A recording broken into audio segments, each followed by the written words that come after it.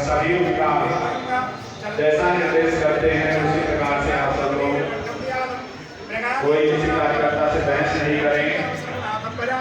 भगवान के पावन दर्शन के लिए आप सब लोग पधारे हैं।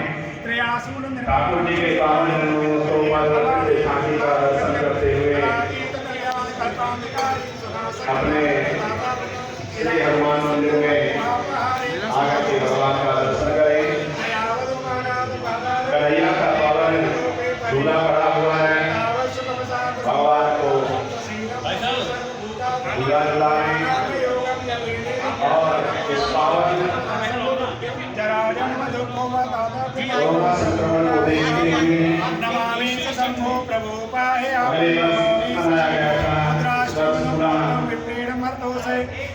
जन्माष्टमी का पर्व मनाया जा रहा है। आप सभी आगंतुक पधारे, लेकिन मास्क बहुत जरूरी है। ये सब होता है। जनता को न्याय जनता की भाषा में मिलना चाहिए। हम हिंदू राष्ट्र में रहते हैं, इसलिए हमारी भाषा हिंदी ही सभी भाषाओं में सर्वोपरि है। ऐसा कहना है भारतीय भाषा आंदोलन के सदस्यों का। भारतीय भाषा को बढ़ावा देने के लिए भारतीय भाषा आंदोलन की उत्तरी पूर्वी दिल्ली इकाई ने शोभा यात्रा निकाली। उनका कहना है कि आज कृष्ण जन्माष्टमी है और आज 108 मंदिरों से जल लाकर हमारी इकाई ने करतार नगर मंदिर में शिवलिंग पर जलाभिषेक किया है। हमारी मांग है कि समाज से जुड़ी सभी जरूरी संस्थाओं में हिंदी भाषा को प्राथमिकता दी जाए, क्योंकि हमारे समाज में ज्यादातर हिंदी बोली जाती है, हिंदी ही समझी जाती है। आम लोग हिंदी भाषा का ही इस्तेमाल करते हैं, इसलिए जरूरी है कि कोई भी दस्तावेज, चाहे वो सरकारी हो या गैर सरकारी हो, या उनमें हिंदी भाषा को ही होना चाहिए ताकि आम लोग भी उसको समझ सकें।